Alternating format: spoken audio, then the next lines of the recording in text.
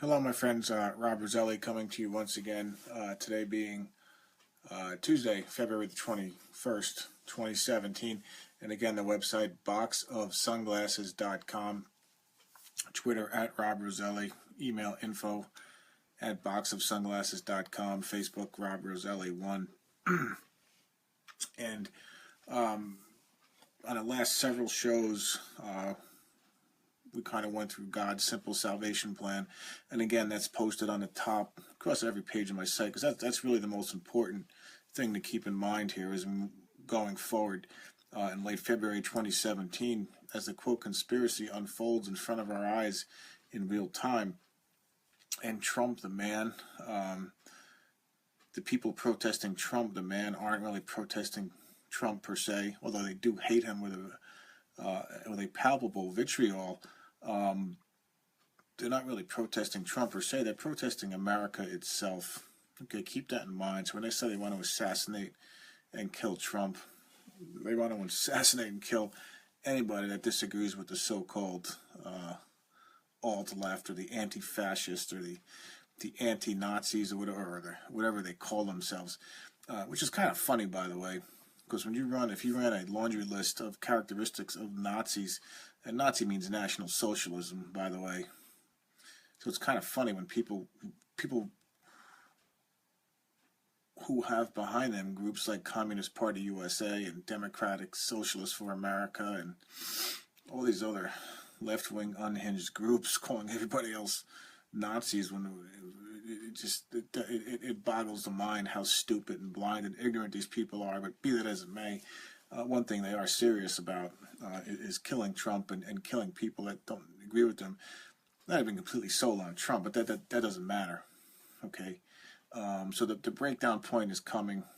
Okay, and it's going to be very similar to a lesser-known John Carpenter movie. My favorite happens to be They Live, but there's another John Carpenter movie called In the Mouth of Madness. And I suggest people, I don't know if you can get that, order that through your cable company or find a DVD somewhere, Amazon.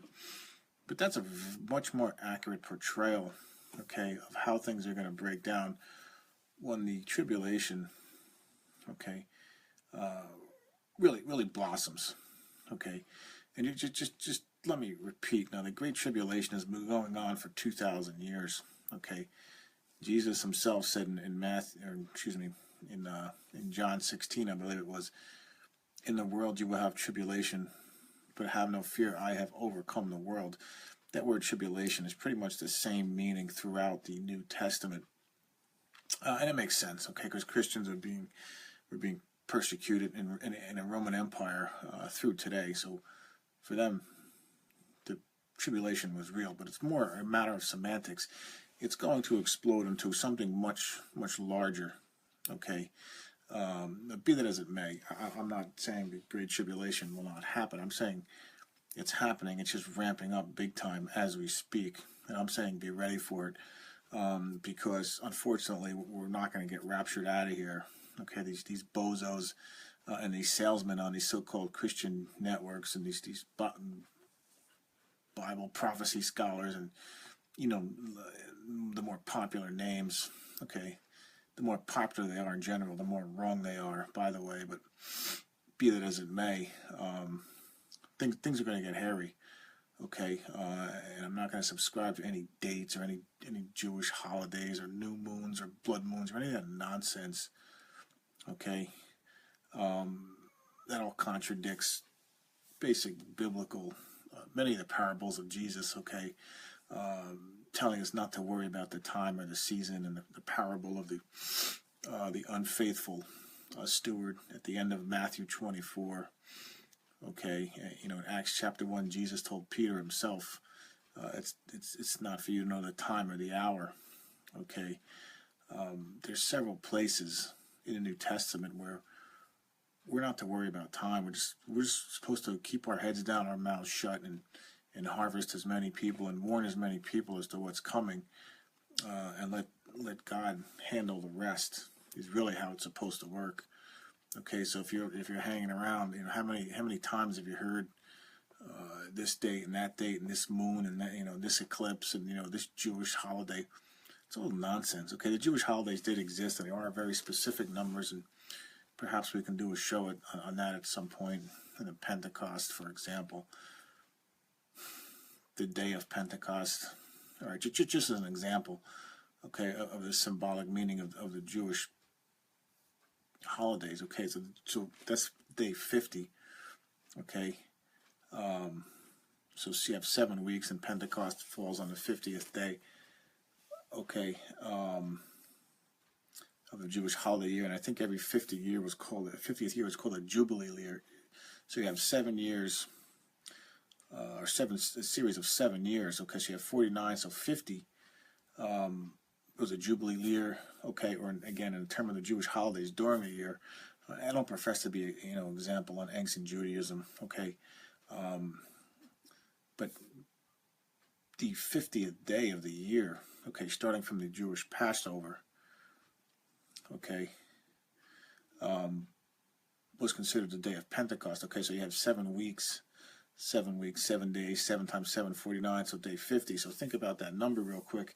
And what do we have? We have the beginning of the 8th week, okay, in terms of days. Okay, and if you extrapolate out the same thing with the years, with the year of Jubilee, and Jesus rose on the 8th day, and Jesus was the 8th son of Jesse. Okay, going back, King David was the 8th son of Jesse.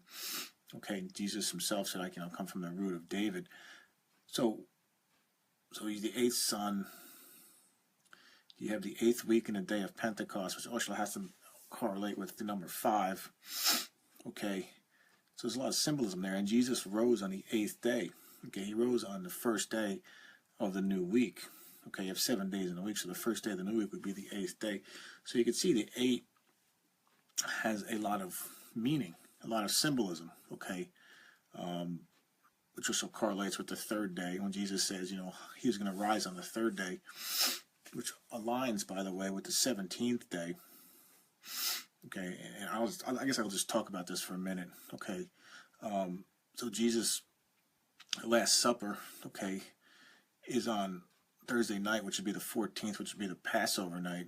Okay, he goes to trial Friday morning, day 15. He's crucified that afternoon. Okay, now he says on the 3rd day, I'm gonna rise again the 3rd day. Okay, which if you count Friday as the first day, because a partial day counts as a day, you got 15, you got 16. 3rd day would be 17, the morning of the 17th. And the 17th just happens to be the 8th prime number. Okay, and it's the 8th day. It's the first day of the new week. You had 7 days. So it all starts to align. Now remember, in Matthew chapter 12, Jesus also said, the prophet Jonah, okay, the book of Jonah in the Old Testament, one of the so-called minor prophets, the men of Nineveh will arise in judgment against this generation. He's talking to the Pharisees. This is God's chosen people.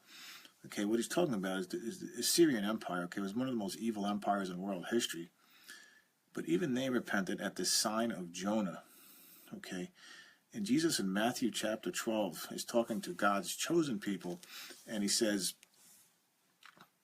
just as Jonah was 3 days and 3 nights in the great fish, so the Son of Man will be 3 days and 3 nights in the heart of the earth. Okay, and he says the men of Nineveh will rise in judgment against this generation. Now what he was saying was they repented at Jonah. Okay, and he's saying I'm the Son of God. Someone much bigger, much greater than Jonah is here talking about himself, and you're not repenting. So the men of Nineveh, not in a figurative sense, are going to rise in judgment against you, my chosen people. Okay, Hal Lindsey and all these other buffoons. Okay, these nonsensical, don't know the blank they're talking about, buffoons. Okay, that call Israel God's chosen people still. All right, but it's very important. Okay, because if you think of just getting back, thinking about the math here. Okay, how do you reconcile? How does it not a contradiction if Jesus says 3 days and 3 nights I'll be in the heart of the earth, just as Jonah was 3 days and 3 nights in the belly of the great fish. But then in Matthew, okay, in several places in Matthew, okay, I think Matthew 16, I don't want to say Matthew 19, I don't remember the exact chapters, but in three different places, Jesus says, I'm going to rise the third day. But again, in Matthew 12, he says 3 days and 3 nights. So how do you reconcile those two? Well, the way you reconcile those two is you don't take dates literally, okay? And then everything falls into line quite nicely, okay? So just to review, Passover, okay, which is the first day of the new year, which is generally regarded as March 14th. Okay, and I'll try and keep things simple. So that's Thursday, the Passover meal, the Last Supper. Jesus turns himself into the sacrificial lamb, the Lamb of God. Here's the Lamb of God who takes away the sins of the world. Okay, behold, the Lamb of God takes away the sins of the world. Okay, that's in Matthew, I want to say Matthew chapter 3, and also John chapter 2. Okay, so Jesus is presenting himself as the Passover lamb. 15, Friday morning, he's tried and executed. 16, he's in the grave. 17, he arises. Okay, that's the third day. Friday first, Saturday second, Sunday third. But then wait a second, we're still short a night. Okay, 3 days and 3 nights. We only have Friday night and Saturday night. What happened to Sunday night? Well, Sunday night, if you read 1 Thessalonians chapter 5, you jump to there and it says, those who are drunk, okay, those who are worshiping the devil, basically, you're drunk on the wine of the form of the pagan god Pan or Osiris. Okay, I will get to that in a second. Drinking, the figurative wine of pandemonium, of chaos, of the god of chaos, or Apollo or Apollyon in Revelation 9, or drunk at night. But be ye children of the day.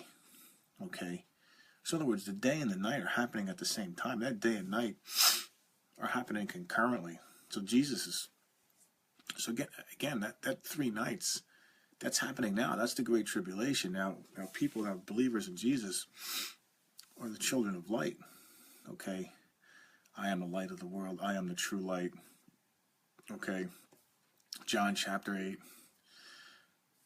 You're following this? Okay, I want to say 2 Peter chapter 1. Okay, the day star is rising in your heart. Jesus, okay, is the real sun, the true light. Okay, again, John chapter 8. I am the light of the world. Okay, so this stuff all starts to kind of make sense that the day and the night, if the day and the night are happening at the same time, then it all falls into place. And again, 17, so you got 14 Thursday, 15 Friday, 16 Saturday, 17 Sunday, the 8th prime number. Okay, and by the way, just going back to the Old Testament, now you got the tabernacle. Okay, just to kind of, so we've already established that the number 8, which is a new creation, it's the first day of the new week, also correlates with the number 5, which is symbolic of God's grace. Okay, now jump back to the Old Testament. Okay, you had the tabernacle, the tent, okay, the Holy of Holies, and that, which with God's chosen people was Old Testament Israel, when they were still his chosen people before they worshiped the golden calf, and go through the whole book of Isaiah, Jeremiah, Ezekiel, and we've gone through that on older shows. But anyway, the tabernacle, the Holy of Holies, measured 10 by 10 by 10, okay, which is 1,000. It's 10 cubed, okay? I think it was 10 cubits by 10. And if you go to the Holy of Holies in Solomon's temple, now it's 20 by 20 by 20. Now that's 2 cubed. It's 8.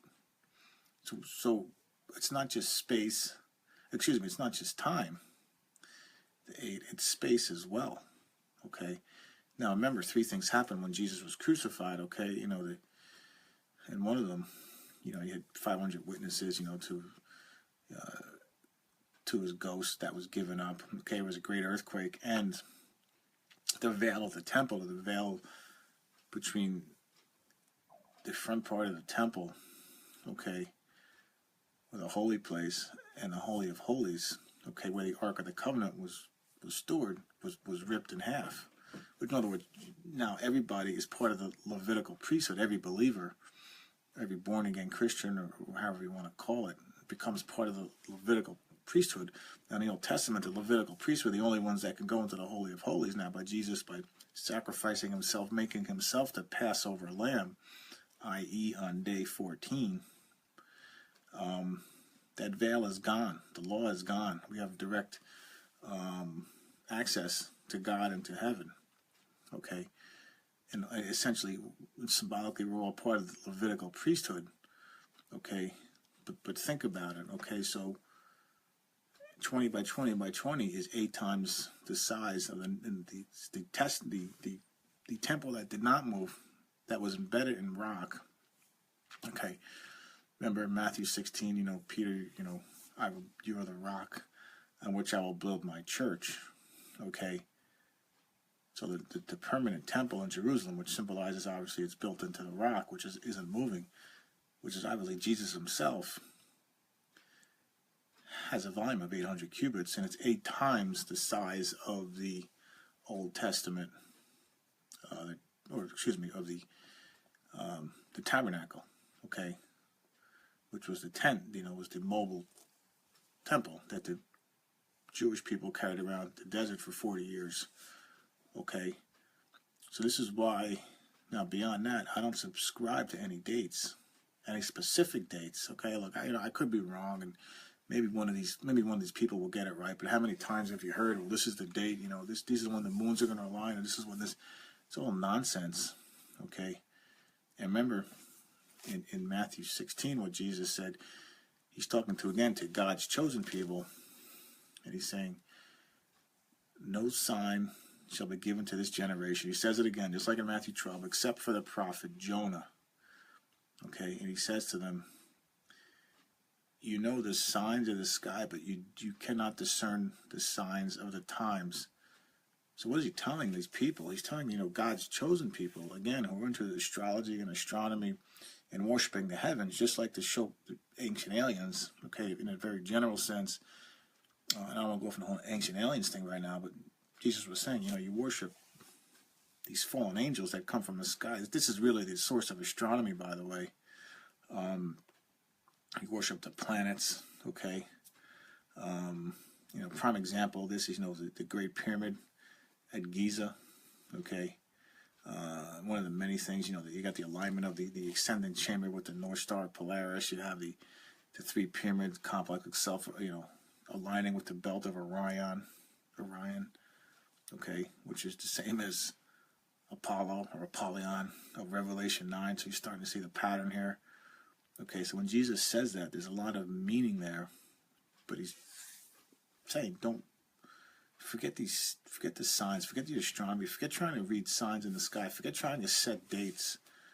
All right, he's saying just focus on what I'm telling you to focus on. So, in a very broad sense, when you look at things figuratively, then it all falls into place. Okay, because how many times, again, have you heard people say, well, Jesus had to be crucified on a Wednesday, how do you get the 3 days and the 3 nights? And, the Bible, if you don't read it right, it is going to contradict itself. Okay? And and you just open yourselves up to these critics out there who say, well, the Bible contradicts itself, can't decide between 3rd and 3 and this kind of thing. But you got to read as much as you can. Okay, I don't profess to know everything. Certainly not a biblical scholar. Okay, but you read enough, and everything begins to fall into place. Okay. Now in Matthew 24, which is considered the Olivet Discourse, and that aligns with, I think it's Mark chapter 13, Luke chapter 21, but Matthew 24 is really the one that people focus on for the description of the end times events.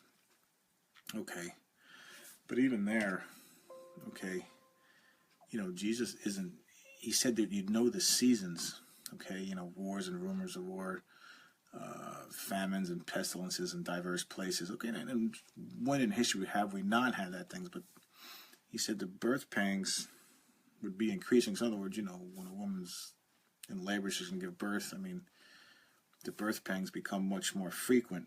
Okay, so that's the analogy that's being made there. So we're certainly seeing that we are in the end game here, okay? But what you will not get from me is the setting of a specific date, okay?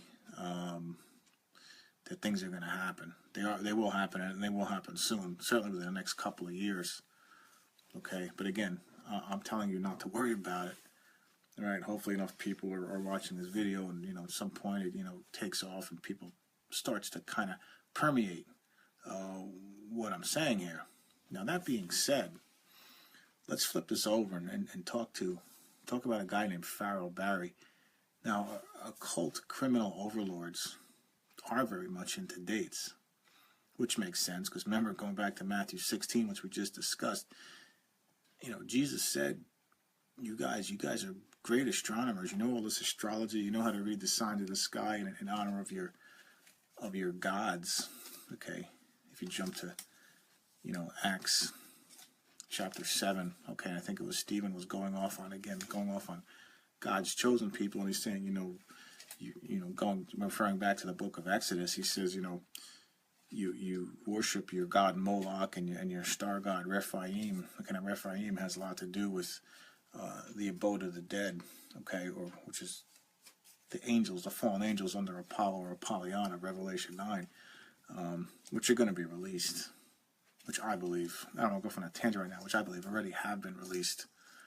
Okay, they just haven't manifested themselves in our four-dimensional universe yet.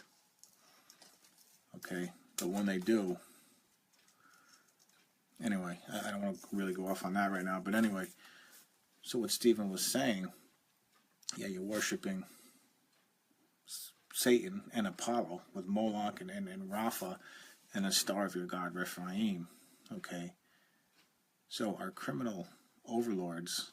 Okay, now the star, of course, alludes to the pentagram, and or the so-called Star of David, which is really the Star of Solomon, which is the upside-down triangle, the six-pointed Jewish star, so-called, which is really symbolic of heaven reflecting earth and earth reflecting heaven, which is basically means man can become God, which is the lie told all the way back in Genesis chapter 3. Okay, but the backbone of all this New Age occultism, which is really Sumerian, Babylonian, Egyptian, pagan god worship, the kind of things that got Pharaoh into trouble in the book of Exodus. This is really what's at play here. Okay, these people are still worshiping the Kabbalah. Okay, the Kabbalah.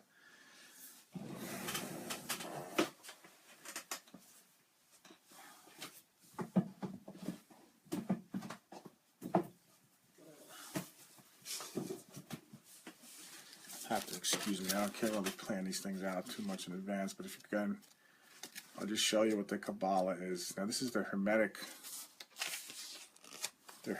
order of the Golden Dawn. Okay, we've gone through this before.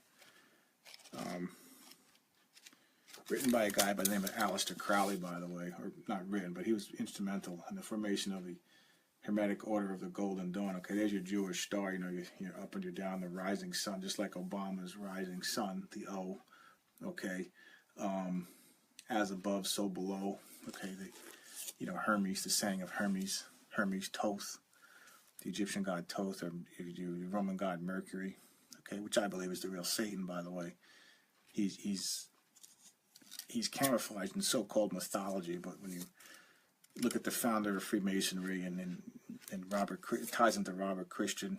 Okay, the rose plus the cross, the rosy cross, the Rosicrucians, the male plus the female, Isis plus Osiris. Okay, so all these connections are being made.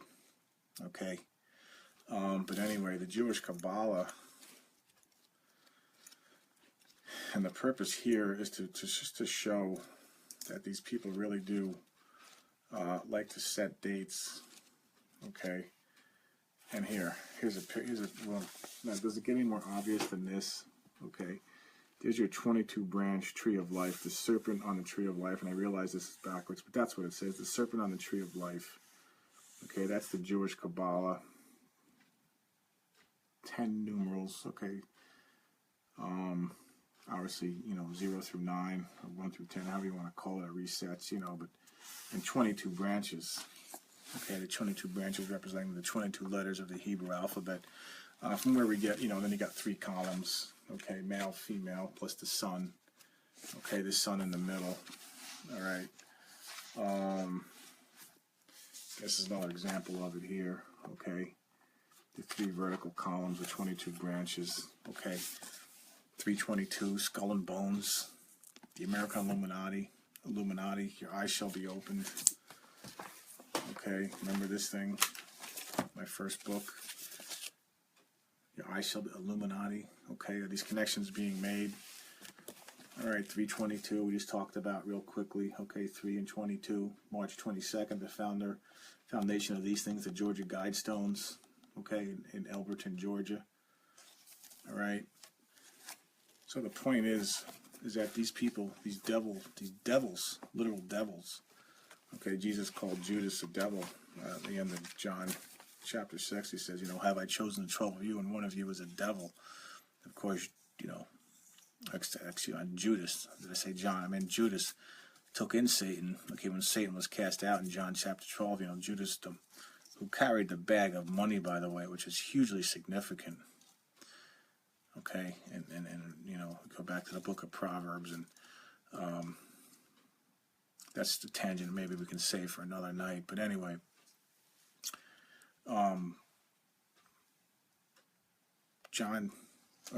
Judas carried the bag of money. Okay, Satan entered into him. Okay, and Jesus called him a devil. He went and made a deal, a literal deal with again, with God's chosen people there, the Pharisees, okay, who he called sons of the devil and children of hell, and whitewashed tombs and all this other nice stuff in Matthew chapter 23, and you go back to John chapter 8. But again, just circling back to Matthew 16, Jesus accused these guys of being a bunch of astronomers and astrologers and a bunch of date setters, which they are, okay, and they will set dates. Now what's so important about this is that I'm telling you a date to watch out for, and this is not biblical. This is our occult criminal overlords practicing the astrology taught to them by their ancient star gods or their fallen angels or their fallen watcher angels. This is the core of the quote conspiracy you're listening to. Okay. I'm telling you, May 1st, May Day, is a date to watch out for. Okay.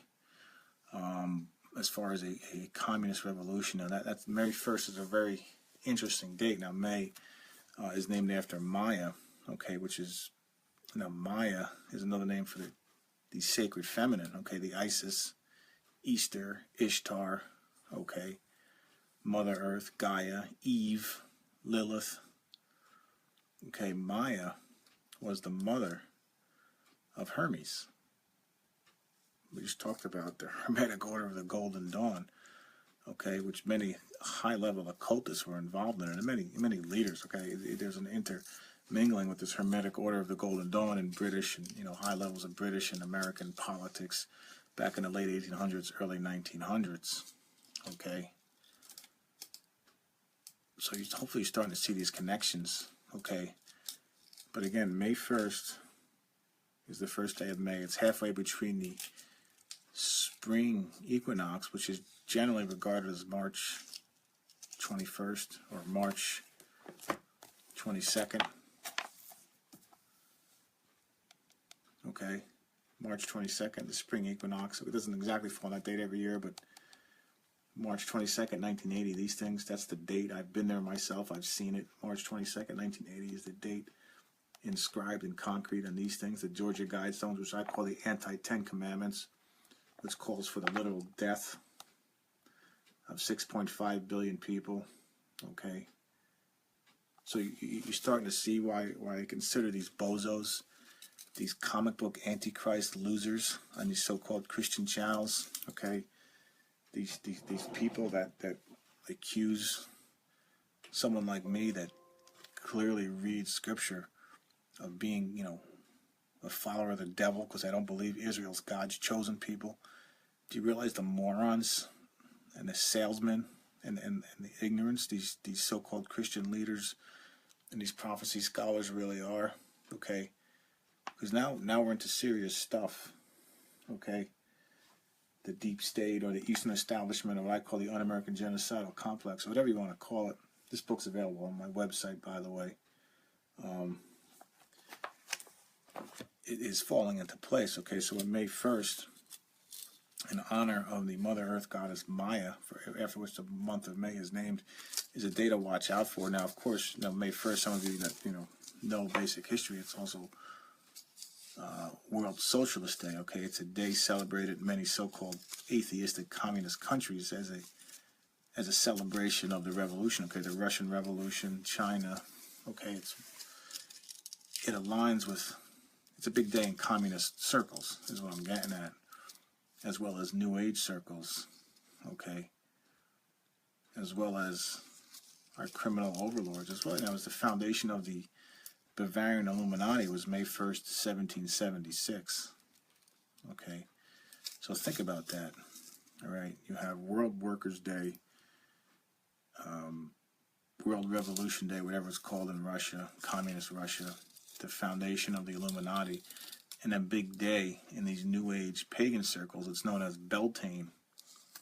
Okay, where they go out in the middle, these nature weirdos go out in the middle of a desert in Nevada somewhere and burn an effigy, which has a lot of implications and reflections in the burning of Moloch. Okay, burning children or sacrificing children of Moloch and Baal in the Old Testament, the Burning Man. Okay, of Beltane. So think about that. Atheistic communism, the Illuminati, and the nature weirdos worshiping Moloch and Baal all happens to be on May 1st. Okay. And what else is May 1st? Okay, it's Loyalty Day. And what the hell is Loyalty Day? Nobody else came across this, but on May 1st, 2010, Pharaoh Barry, okay, who's really the subject of this book, okay, I'll give away the end. I'll give you some hints. That's what I'm talking about on the back cover. Pharaoh Barry Obama, who may have been voted out of the White House, but he's not going anywhere. All right, and I've been saying this. I have said this. Okay, and hopefully I'm proven wrong. I don't think so, but hopefully I'm wrong. But this image of the beast, Pharaoh Barry, I have a feeling that May 1st, they're planning something. Okay, and hopefully I'm wrong. Okay, but there's a lot of things that are pointing to that day. And again, I'm not saying it from a biblical perspective. I'm saying it from an occult or criminal, devil-worshipping overlords are very big into date setting. Okay, and I'm telling you, May 1st, 2010, Pharaoh Barry put out a memo calling May 1st Loyalty Day. So, again, foundation of the Bavarian Illuminati, May 1st, 1776, May Day in communist circles, a world, the foundation of Socialist International, and World Workers' Day is May 1st, and Beltane, the New Age, Burning Man, Gaia weirdos, okay, the pagan freaks, and now Pharaoh Barry. So think about that alignment, okay, in honor of the Earth Goddess, or Gaia, or Isis, or Ishtar, or Easter, or the Queen of Heaven. For all you Catholics out there, hopefully you're becoming ex-Catholics. Your Queen of Heaven is Easter. Easter. Oh, that's funny. That's another so-called Christian holiday, Easter. That's kind of funny. All right. Well, it's really not that funny. Okay, if you want to read about the Queen of Heaven, try reading Jeremiah chapter 7. And what happens at the end of Jeremiah 7?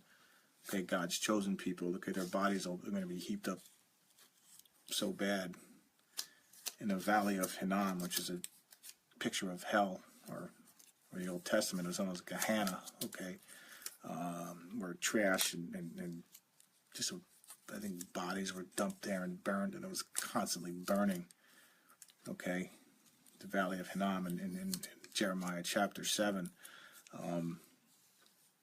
where the bodies are going to be piled up so high that there's not going to be room for them left anymore, okay, which reflects a lot of the language in the book of Revelation. But anyway, that's where you find your Queen of Heaven, all you good Catholics out there.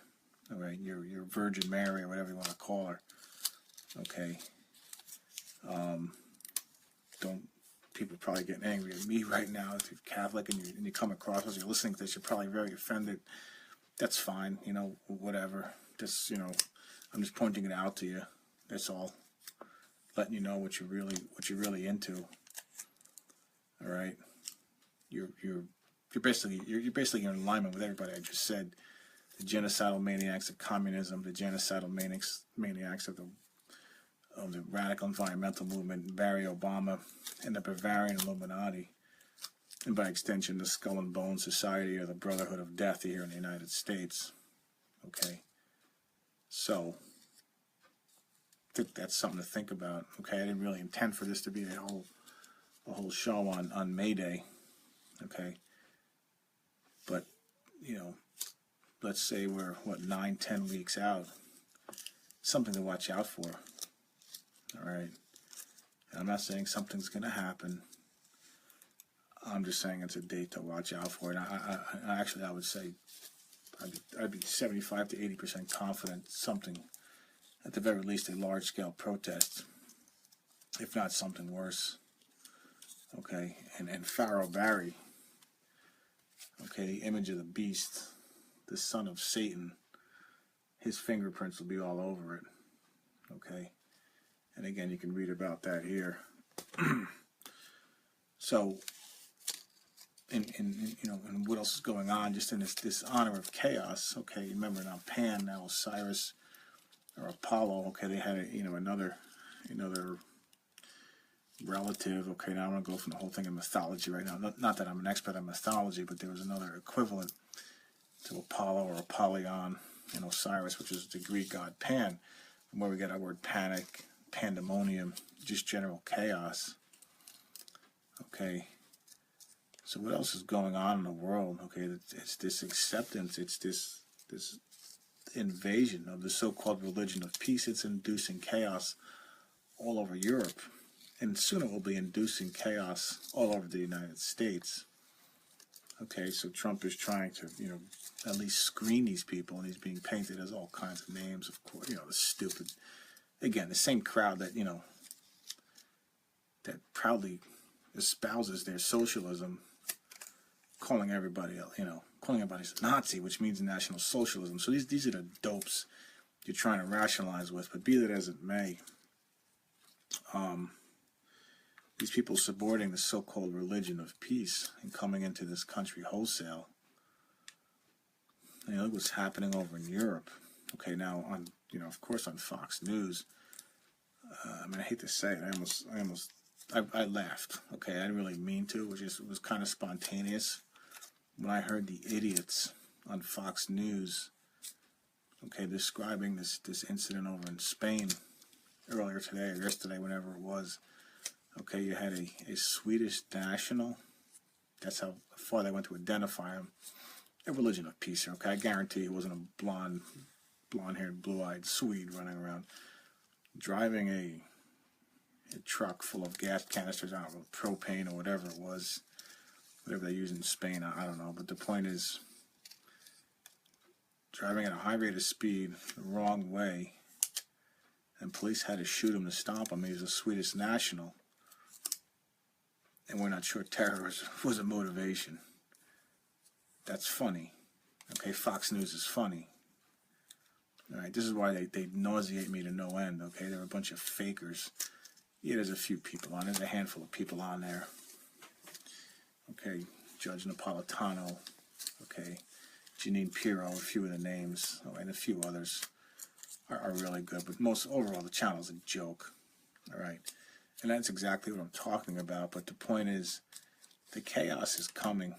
Okay, between these useful idiot college kids, these anarchists. Okay, this 30,000 man or person anarchist army led by Pharaoh Barry, which I'm saying is going to be released. Or something's going to happen on May 1st. The religion of peace. The chaos is coming. Okay, and it's not going to be a nice, neat, rapture, pre-tribulation rapture. Then you can have your 7-year, 3.5 years of this, and the two witnesses have to come out. All right, the two witnesses are the 144,000 believers of the old, that were chosen, okay, in Revelation. And you can read about that plainly. I think it's in Psalm 79, with a very vivid description by King David, okay, who wrote most of the Psalms, of what the two witnesses are. You can read about it right there, all right? Again, they're not, it's not going to be, a tribulation, a rapture, two witnesses running around Jerusalem saving the Jewish believers, and they're going to join and all this nonsense, okay? It's going to be just a breakdown of the economy, a surprise nuclear ambush or EMP attack in the United States, okay, as I describe in Revelation 17 and 18, the Mystery Babylon, okay? It's all coming together, unfortunately, and I hope I'm wrong. But again, the dates, we're well into this 8th day, or if you're a non-believer, you're still in the 7th day. Because remember what Jesus said in the Olivet Discourse in Matthew 24, we touched on this a little bit before. You should pray that your flight be not on the Sabbath day or in winter. Okay, what's he talking about there? Now, the Sabbath day was the 7th day of the week, or the day of rest. So if you're still stuck in that 7th day, if you're still stuck, if you haven't become part of the body of Christ on that 8th day, remember, now the 7 and 8 are happening at the same time, the day and the night. Remember that concept we discussed before. Okay, so that's what Jesus is talking about in the Olivet Discourse. Okay, if you're not part of it, if your flight is on the Sabbath day, no, it's still dark. You're still operating under the law, is what that means. And the law is Old Testament. Okay, if you're still operating under the law, you're still operating under the Pharisees. Okay, and Jesus called these guys sons of the devil. Remember, it said Jesus, I am the true light. Okay, and at the end of John chapter 9, he says to the Pharisees, they say, well, surely you don't mean we're blind also. And Jesus' response to them is, if you were blind, your sin will be forgiven. But because you say, we can see,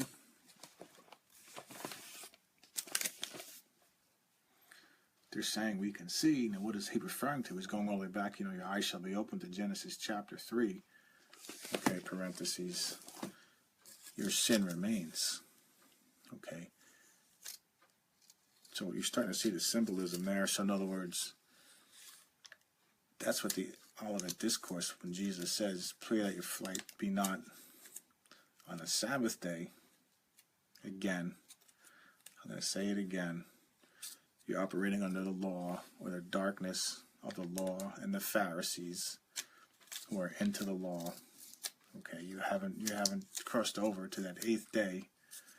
Okay, which again, which are happening simultaneously. That's how the 3 days and the 3 nights and the 3rd day, that's how that all aligns, like we talked about before.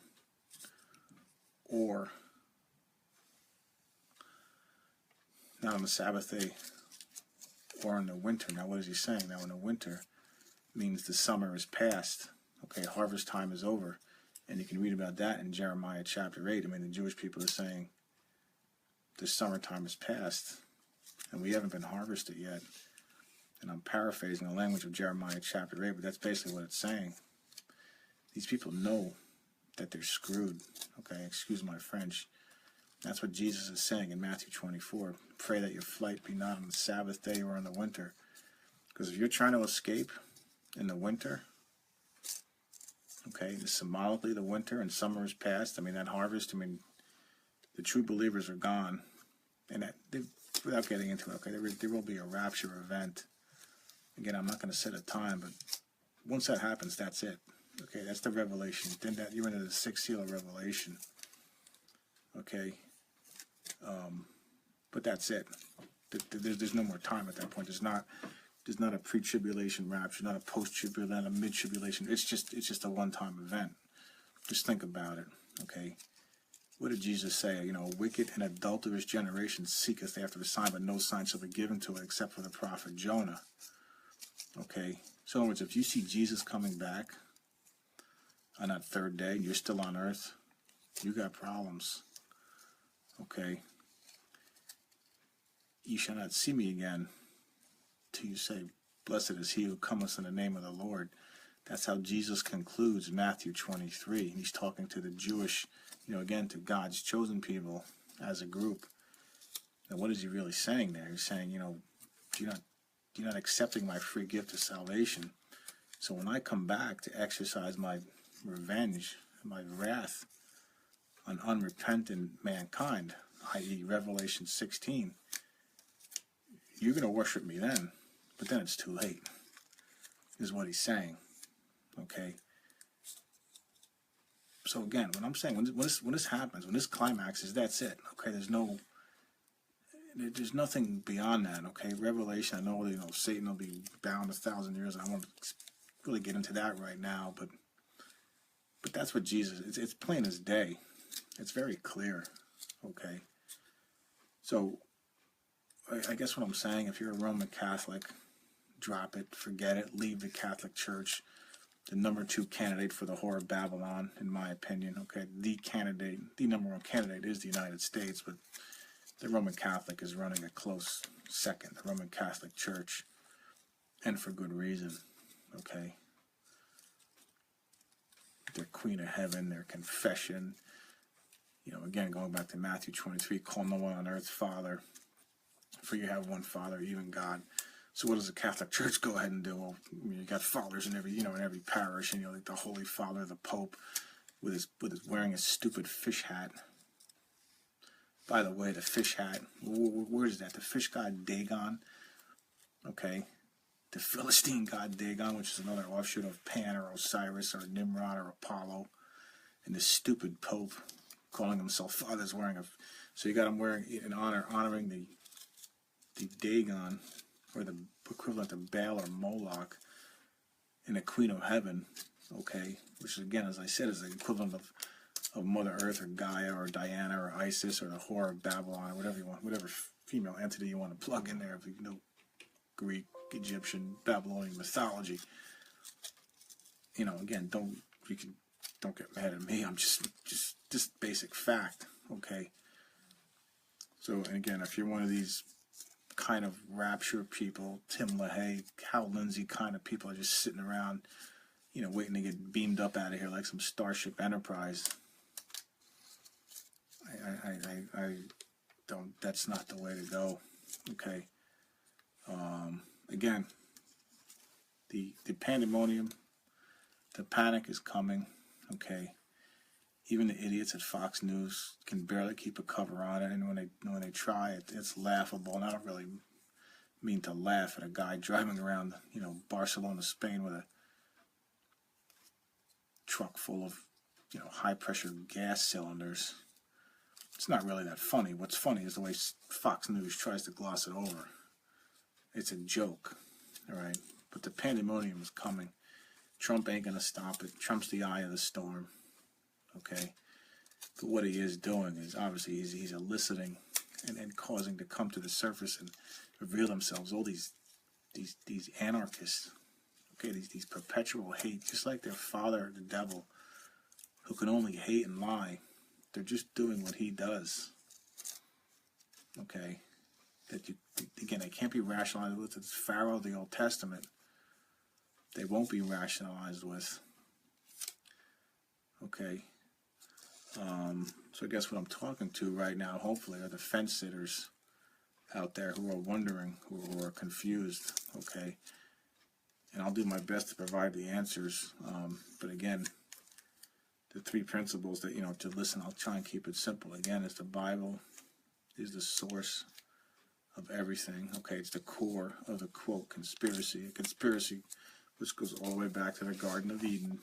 Yea, as God said, you shall not eat from the tree of knowledge of good and evil, which I just showed you out of the Hermetic Order of the Golden Dawn, the serpent climbing a tree of life. From their perspective, the tree of knowledge of good and evil is the tree of life. So you can see these people are serious, okay? These devil worshippers that run the earth, that own the earth, the money changers, the bankers, okay? They're not kidding around. Okay, so principle number 1, the Bible is the core of the quote conspiracy. Number 2, okay, Israel, as I've been saying, is not God's chosen people. It's plain as day, okay? Forget what these idiots on these so-called, Christian channels have to say. These con men, these wolves in sheep's clothing, okay? Mocking people like me, saying, oh, I'm a replacement theologist. Well, if I'm a replacement theologist, and so was Jesus himself, and so was the Apostle Paul and Peter and everybody else that had to extricate and separate themselves from the Jewish people to make the New Testament. I mean, it's that simple, okay? So Israel is not God's chosen people, and I'm not being anti-Semitic, okay? I respect the nation of Israel. And as an aside, if you read Ezekiel chapter 36, the last generation of Israel, the physical generation from 1948 on, that was a miracle. That's predicted in Ezekiel 36. And then there will be a portion of Jewish people that will be saved, that God will choose to save them. And I'm glad. I'm not one of these, the Jews are responsible for everything, people, and all this sort of thing, okay? But just from a theological standpoint, from, say, the year 0 to the year 1948, Jews are not God's chosen people, okay? You don't need to worship them. You don't need to send money to Israel or any of this nonsense, okay? Forget all that. God's simple salvation plan, okay? And then number 3, of course, America is, no doubt, the Mystery Babylon of Revelation 17 and 18. Okay, but again, the most important thing is God's simple salvation plan. Posted on my site, boxofsunglasses.com, and I'll do my best. Things come up. But I do my best to get on here Tuesday and Thursday, 9 p.m. Eastern Time. Good night and God bless.